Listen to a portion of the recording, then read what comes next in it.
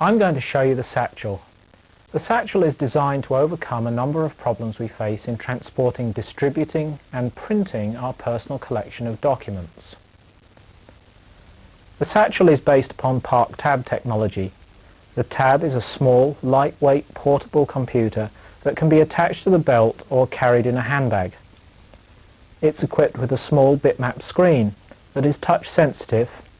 It has bidirectional infrared communication facilities and 3 buttons. At RXRC Cambridge, users can carry their Park Tabs from room to room and yet maintain contact with a network of stationary servers providing a wide variety of services. Satchel is just one of the services available to Park Tab users. Many hundreds of documents can be placed into the Satchel. This is because the Satchel only holds references or pointers to documents. The documents themselves are stored on a file server or on the user's personal workstation. Each document reference is represented as a one-line entry on the screen of a Satchel. Each entry starts with a tiny icon and finishes with the name of the document. Electronic documents are placed into a Satchel using a personal workstation, a Macintosh in our implementation. Satchel owners have a special small folder visible on the desktop of their Mac called a Satchel folder. This folder normally has a distinctive icon to distinguish it from the others on the desktop. The Satchel folder behaves like an ordinary Mac folder. However, any document dragged into the Satchel folder immediately appears on the screen of the Tab Satchel. Similarly, any documents appearing on the Tab Satchel screen also appear in the Satchel folder on the Mac desktop. Documents in the Satchel folder can be opened and edited in situ, or dragged out of the Satchel folder and onto the workstation desktop.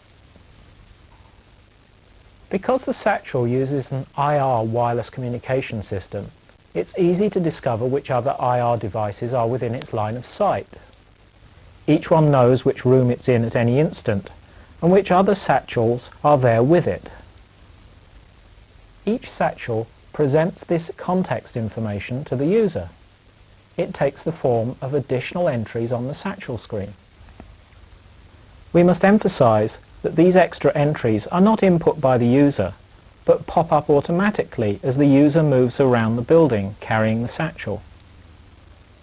So, for example, when Mike meets with Richard, an entry representing Richard appears in Mike's Satchel, and a corresponding entry representing Mike appears on Richard's.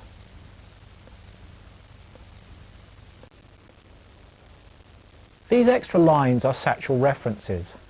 Each is a pointer to another Satchel. Satchel references provide a streamlined way for users to move documents between Satchels. For example, when Richard wants to hand a document to Mike, he simply drags it over Mike's Satchel and drops it in.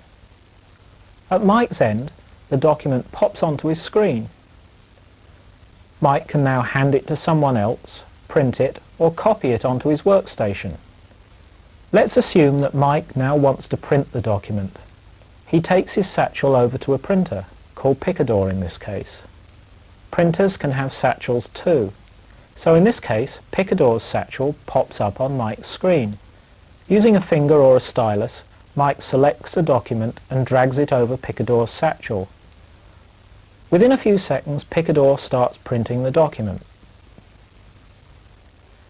These 3 examples show how at the office Satchel can be loaded and unloaded, and how while away from the office, documents can be exchanged with other Satchel owners or output to a nearby printer.